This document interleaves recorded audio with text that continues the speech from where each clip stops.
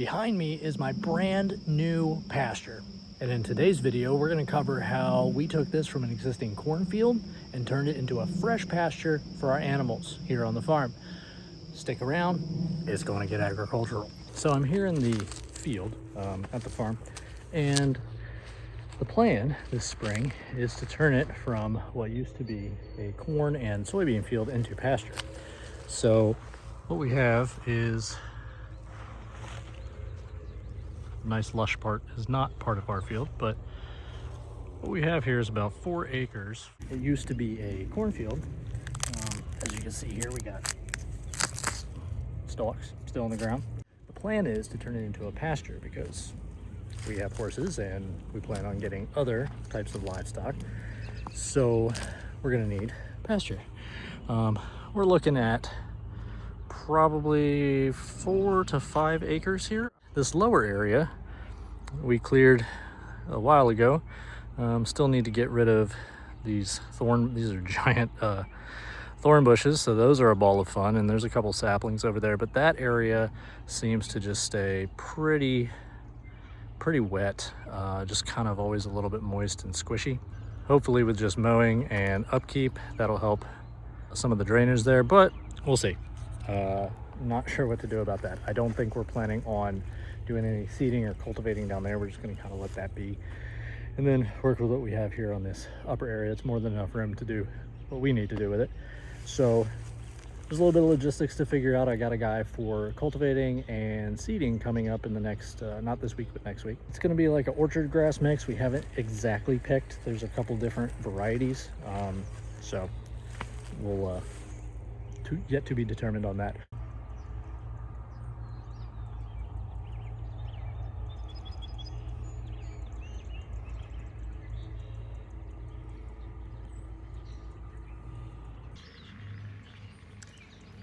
So it's a day later.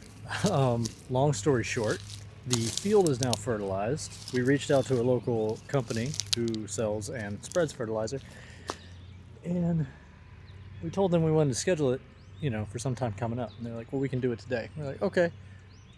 They're gonna get back to us and confirm. Well, I'm still at work. I figured I had to be here to show them the field that we wanted done and all that good stuff. Call me a new to farming. Maybe this is just how it's done. Call me a new, whatever you want to call me. But my wife calls me and says, oh, there's a big old tractor in the field. Somehow they found it. So they spread pelletized lime, and I forget what else. I can get that for you. But yeah, you can see there's big old tire tracks through. They found the field. Props to them based on the information we gave them. I was a little confused because I thought we needed one more level of confirmation before they were going to come out, but I guess we hired somebody to do our field, so it needed to be done, so that's good. We'll see where this goes, but unfortunately I wasn't around to see it happen. I kind of wanted to see what the process was. I think my wife might have snagged a little video, so if we have it, I'll put it in right here.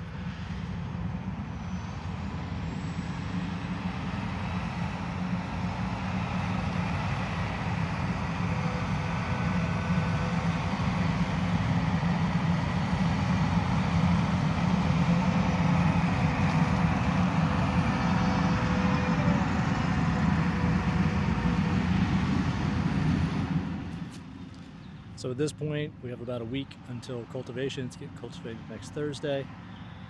It's the 17th of April right now, so I think we're going to be in good shape for getting the seed in the ground here. And I'm excited to see how this goes. So we'll update you at the next time there's something to update, but we got fertilizer in the ground, y'all. Well, we made it. It's about a week later, and I'm walking down to the field now to meet the gentleman, local farmer, who's coming to cultivate the field and get it ready for seeding this coming Saturday. So it's Thursday right now, and we're going to get it all disked up and leveled out.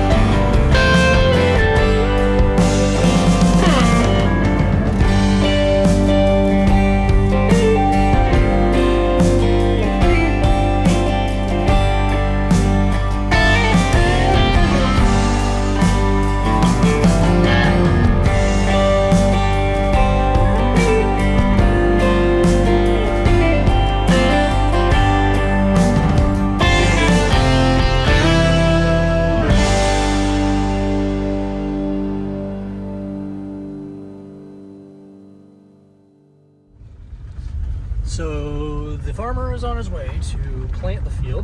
He's bringing a drill, and we're going to load it up with about 150 pounds of seed, and we're going to get it done. It's about 7 o'clock on, what is it, Monday?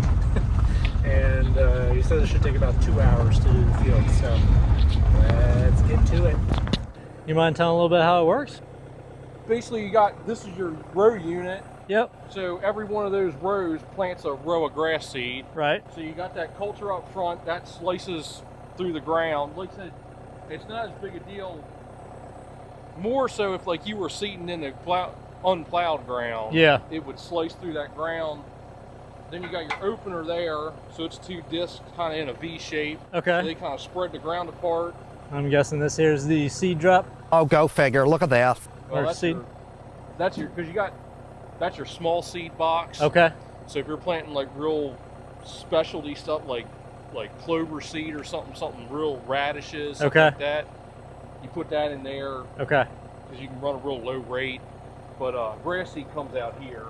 So it drops it right there between the discs. Yeah, if you look back there, there's that tube that is in that disc there. First thing I do is I say, would you look at this? So as those discs have that ground slit open, You know what I mean? yeah, sure, that seed's dropping right in the furrow. Very cool. And then you got these press wheels on the back, so then Push it right back in. Then they pack some dirt over top the seed, Awesome. and it all just gets. You got that wheel up front there, and that drives the chain mechanism that.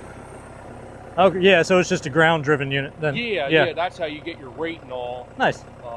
Then these little rollers there, so the seed's in this box here. Okay. And then those rollers just they kick the seed out and it flows down the tube and flows out of there.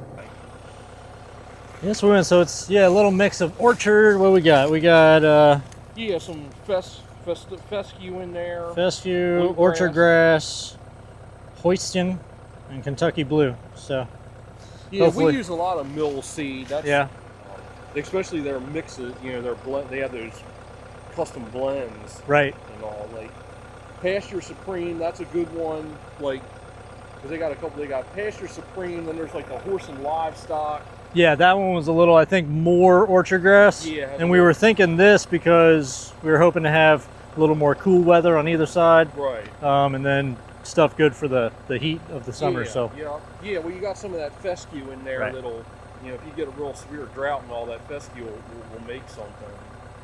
all Then right. they got another one that's like the Duragraze, and that's yeah. like a real heavy fescue mix. Okay. It's got a couple different types of fescue, but we always say that one's like, if you're gonna have, like, if you have a horse paddock and you're just, horses are out there all the time, every day, all day, then the Duragraze is good because it's just, it's tough. Right. You know, but it's not quite as, the horses, they don't really like, fescue's not their first choice because Sure. it's a little bit tougher grass. Yeah. They really like the bluegrass and the orchard grass, that's what they prefer. And what do you want, how heavy do you want to go on here? 25 pound to the acre is usually what you run on a fresh field that's not, you're not overseeding. Okay. So you're looking at like 100 pounds. So we got like 50 pound overage then. I say, I mean, I can bump it up. I can run a little bit heavier if you Sure. want to just, you know. Yeah, is it better to just do the 25 pound to acre and then whatever's left just go over again? Or, well, then that's double passing, so that's more time. You don't want that. So yeah, probably just bump it up a little. I can just bump it up a little Okay. bit, try to get closer to like 30 pound to the acre. Cool. You want me to cut these before I hand them up to you? Yeah.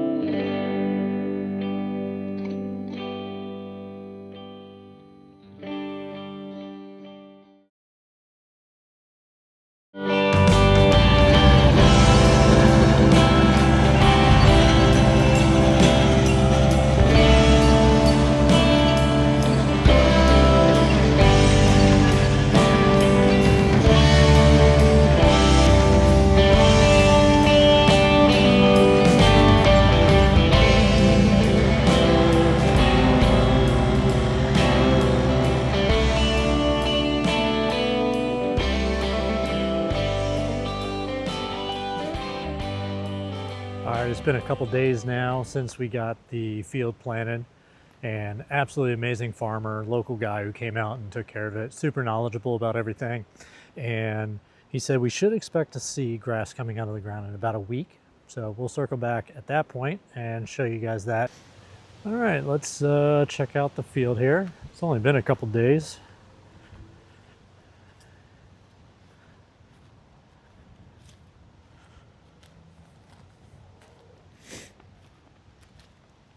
Thankfully, we got some rain last night, and I think we might be getting a little more on the horizon.